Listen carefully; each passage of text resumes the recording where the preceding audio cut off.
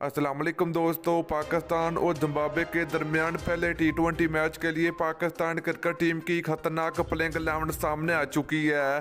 तो दोस्तों, जिम्बाब्वे के खिलाफ होने वाले 21 अप्रैल को पहले टी20 मैच के लिए पाकिस्तान क्रिकेट टीम की प्लेइंग 11 में एक दो बड़ी तब्दीलियां हो सकती हैं।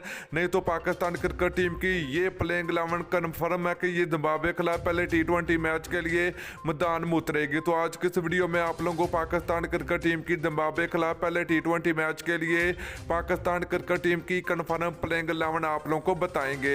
तो दोस्तों, अगर आप लोग चैनल पर पहली मर्तबा तो बराए बेबानी बिल्कुल फ्री में चैनल को सब्सक्राइब करके साथ लगी बेल आइकन जरूर प्रेस कर देनी है। तो चलिए दोस्तों, पहले नंबर की बात करें तो पाकिस्तान क्रिकेट टीम के कप्तान बाबर आजम होंगे।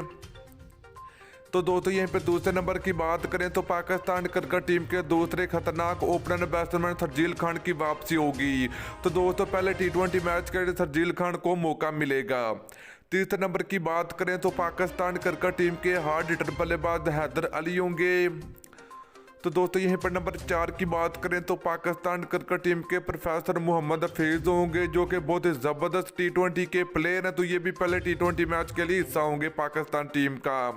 तो दोस्तों, 5वें नंबर की बात करें तो पाकिस्तान क्रिकेट टीम के ज़बरदस्त विकेट कीपरी और बेहतरीन बैट्समैन मोहम्मद रिजवान होंगे। ये पर दोस्तों, नंबर 6 की बात करें तो पाकिस्तान क्रिकेट टीम के ऑलराउंडर फीम अशरफ भी होंगे। तो दोस्तों, नंबर 7 की बात करें तो पाकिस्तान क्रिकेट टीम के ज़बरदस्त स्पिन बॉलर और पाकिस्तान क्रिकेट टीम के ऑलराउंडर मोहम्मद नवाज भी होंगे पहले टी20 मैच के लिए पाकिस्तान क्रिकेट टीम का हिस्सा।